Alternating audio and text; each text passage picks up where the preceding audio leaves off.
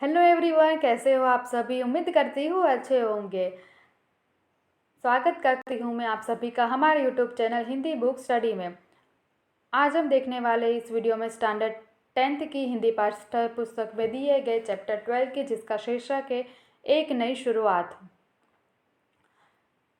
ये इस चैप्टर का पार्ट 2 वीडियो है। पार्ट 1 वीडियो में हमने आप लोगों को बताया था एक नई शुरुआत चैप्टर किसने लिखा है, लेखक के बारे में बोला था, और बाद में हम लोगों ने 28 पेज नंबर पे जो दे रखा है पूरा चैप्टर का फर्स्ट पेज वो समझाया, वो बताया था।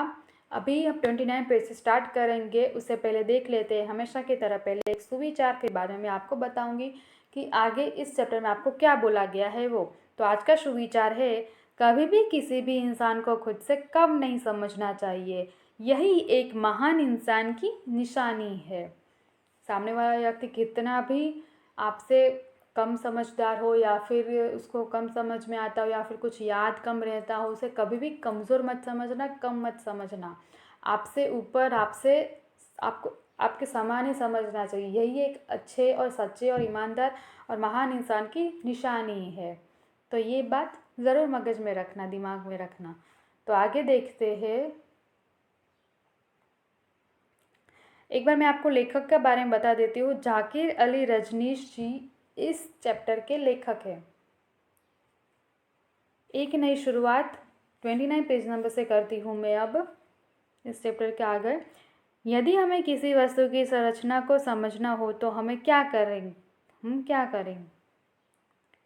हम उस वस्तु के अणुओं परमाणुओं का अध्ययन करेंगे। प्रोफेसर ने बातों का सिलसिला आगे बढ़ाया। यह ठीक वैसा ही जैसे किसी मशीन के अंदर के कर्णपुंजों की बनावट, उसके कार्य करने की विधि। माधवन मूर्तिवत प्रोफेसर रामिस की बात सुन रहा था। प्रोफेसर का वक्तव्य जारी था। यह तो रही बनावट की बात, अब आती है किसी वस्तु को तरंगों के माध्यम से कहीं भेजने की बात। तुम्हें तो मालूम ही है कि ऊर्जा कभी नष्ट नहीं होती। हाँ, उसका स्वरूप परिवर्तित किया जा सकता है, जैसे विद्युत ऊर्जा को यांत्रिक ऊर्जा में, आणविक ऊर्जा को विद्युत ऊर्जा में। अब हमें आणविक ऊर्जा को उदाहरण के रूप में लेते हैं। आणविक शब्द का अर्थ होता है अणु संबंधित। ओके,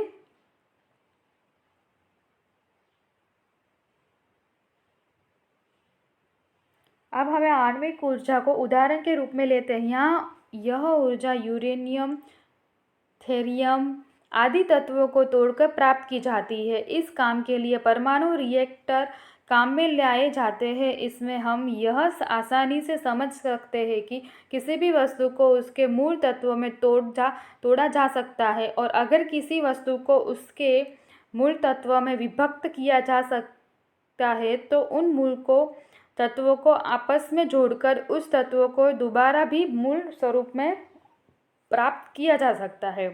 हाँ, यह तो है कि माधवन ने उसकी बात का समर्थन किया। प्रोफेसर रामिस ने अपनी बात आगे बढ़ाई। और तुम्हें यह भी मालूम है कि हमारा शरीर भी विभिन्न प्रकार के तत्वों से मिलकर बना है।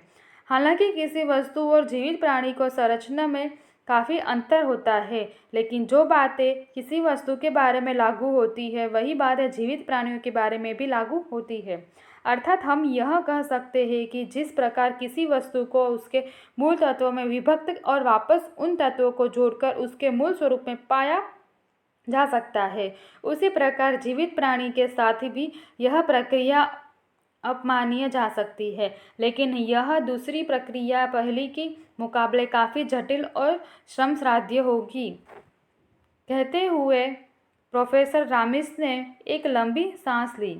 प्रोफेसर की बात सुनकर माधवन सम्मोहन की अवस्था में आ गया।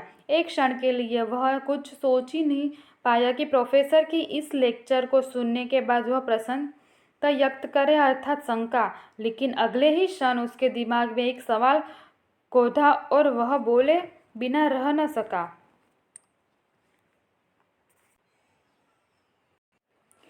आगे बोला है, सर, माना कि यह सारी प्रक्रिया संभव है, पर इससे यह कैसे सिद्ध होता है कि हम किसी भी व्यक्ति को बिना किसी साधन के दूसरी जगह भेज सकते हैं? Question mark. माधवन की बात सुनकर प्रोफेसर के चेहरे पर हल्की सी मुस्कान दौड़ गई। वह बोले, मैंने कब कहा कि बिना किसी साधन के हम किसी को एक स्थान से दूसरे स्थान पर भेज सकते हैं? मैं तो सिर्फ यह कह रहा हूँ कि जिस प्रकार किसी फिल्म को एक खास प्रकार की तरंगों में परिवर्तित करके उसे एक स्थान अर्थात टीवी स्टेशन से प्रक्षेपित कर दूसरे स्थान यानी कि टीवी सेट पर प्राप्त कर लेते हैं, उसी प्रकार हम पहले किसी वस्तु अथवा व्यक्ति को पहले उसके मूल तत्व में विभक्त करेंगे, फिर उन तत्वों को एक विशेष प्रकार की तरंगों में परिवर्तित कर एक स्थान से दूसरे स्थान तक भेजेंगे। यहाँ पर इन तरंगों को ग्रहण किया जाएगा, वहाँ तरंगों को वापस मूल तत्वों में परिवर्तित करके उसे मूल स्वरूप में पुनः बदल लिया जाएगा। और तभी अचानक माधवन की तंद्रा भंग हो गई।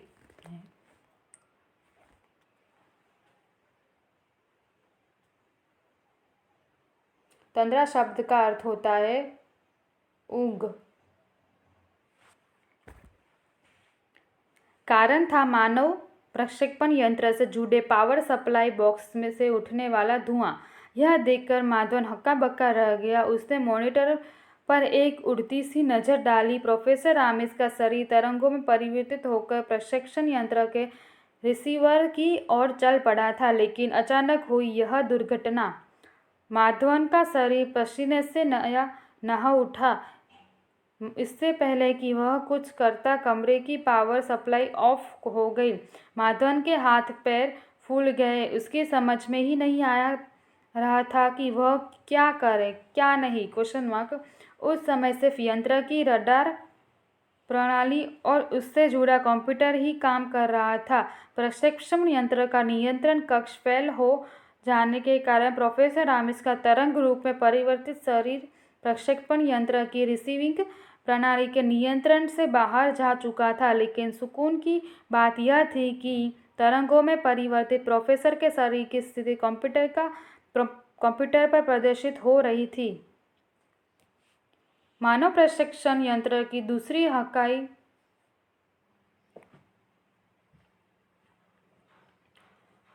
दूसरी इकाई ठप हो जाने के कारण प्रोफेसर आमिस का तरंग स्वरूप अपनी गति खो बैठा और वह हवा के बहाव के साथ प्रयोगशाला के पीछे बहने वाले नाले की ओर उड़ चला।